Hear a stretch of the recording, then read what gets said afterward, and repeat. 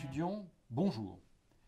L'idée principale de Bastiat dans la loi, son célèbre pamphlet de 1850, c'est de montrer pourquoi et comment la loi est-elle devenue spoliatrice, c'est-à-dire une source de privilèges, de rentes, de situation et d'arbitraire fiscal.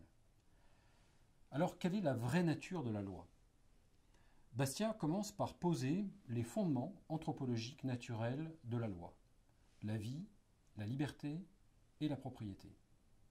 Le système institutionnel de la liberté naturelle est celui pour lequel la société, les personnes et les propriétés existent antérieurement aux lois. Dans ce système, ajoute Bastiat, ce n'est pas parce qu'il y a des lois qu'il y a des propriétés, mais c'est parce qu'il y a des propriétés qu'il y a des lois. En effet, chaque homme est autorisé à défendre sa vie et à faire usage de ses facultés par la loi naturelle. Et la loi civile est l'organisation collective de cette légitime défense. La loi défend la justice. Non une justice positive qui organiserait la fraternité et la solidarité, mais une justice négative qui se borne à empêcher que le droit de l'un n'usurpe le droit de l'autre. Or, quand la loi cesse d'être négative pour devenir positive, le sentiment d'inégalité s'accroît dans la société et génère des conflits. Si on élargit indéfiniment le domaine de la loi, c'est-à-dire la responsabilité du gouvernement, on ouvre la porte à ce que Bastiat appelle une série sans fin de troubles, de plaintes, de haine et de révoltes. La fausse philanthropie, dit-il encore, est l'une des grandes causes de la perversion de la loi. Certains hommes se considèrent au-dessus du reste de l'humanité et capables de faire des meilleurs choix que les autres. Ils savent mieux ce qui est bon pour les autres et vont imposer à tous leur conception du bien.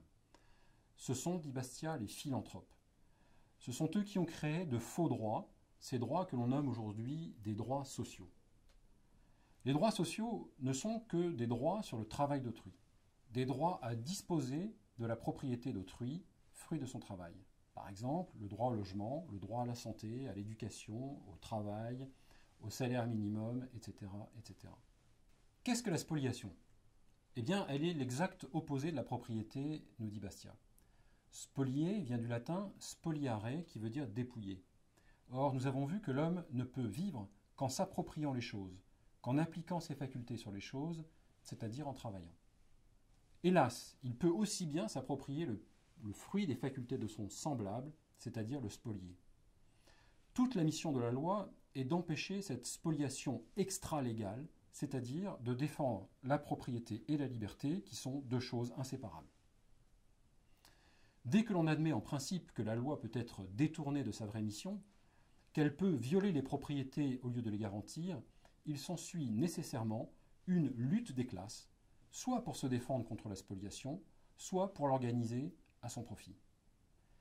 Au lieu de défendre les droits naturels, la loi se transforme en protection des intérêts corporatifs et catégoriels. La spoliation est organisée par la loi au profit des classes qui la font et de leurs amis ou de leurs clients. Bastiat anticipe ainsi l'école des choix publics au XXe siècle, aux États-Unis, pour laquelle la loi est le résultat d'un marché politique par lequel des groupes d'individus cherchent à satisfaire leurs intérêts au détriment des autres. Mais pour Bastiat, le but de la loi doit être simplement de mettre fin à toutes les spoliations. Si l'État n'intervient pas dans la vie privée, les individus sont effectivement propriétaires et responsables de leur vie.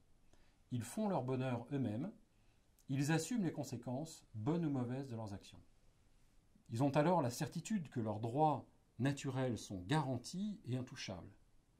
Des droits de propriété sûrs donnent aux gens la possibilité de faire des projets sur le long terme parce qu'ils savent que leur patrimoine est à l'abri de la spoliation. Je le cite, « Absence de spoliation, c'est le principe de justice, de paix, d'ordre, de stabilité, de conciliation, de bon sens, que je proclamerai de toute la force, hélas, bien insuffisante de mes poumons, jusqu'à mon dernier souffle, écrit-il dans la loi quelque temps avant de mourir. » Un siècle après la mort de Frédéric Bastiat, la spoliation légale apparaît en clair dans la Déclaration universelle des droits de l'homme de 1948, notamment dans toute une série d'articles. L'article 22, toute personne a droit à la sécurité sociale. L'article 23, toute personne a droit au travail. L'article 24, toute personne a droit au repos et au loisir. 25, toute personne a droit à un niveau de vie suffisant. Et 26, toute personne a droit à l'éducation.